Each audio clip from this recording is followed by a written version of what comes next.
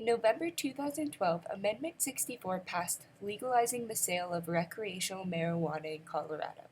Since then, federal banking regulators have been hesitant to work with marijuana dispensaries, causing the industry to be underbanked and forcing them to work as a cash-only business. Dispensaries like the Herbal Cure and Pink House Pearl in Denver are hoping that as the acceptance of marijuana continues to increase and the industry continues to boom, so will the bank's willingness to do business with them. It appears to be changing. There are more banks coming online. There is already one virtual bank.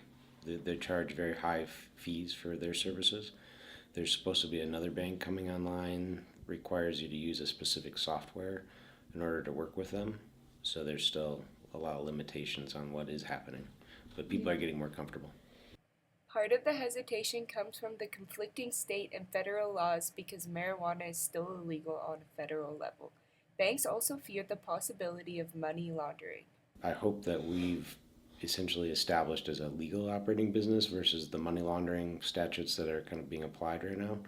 And having a bank account allows us to not be exposed to fraud from customers, employees. So it's a better situation for everybody. And I think that's what banking institutions could bring to the table. While the marijuana industry has made massive strides over the past few months, bringing in millions of dollars in tax revenue, Joe Rothberger says his dispensary, Herbal Cure, is faced with daily struggles due to the inconsistencies of the current system. Rothberger said, and I quote, "They kind of just shut you down, and you don't really see it coming. That hurts a lot. I think it was November 2012 when we had found a different option for credit card processing, and they shut that down, and that really affected business a lot."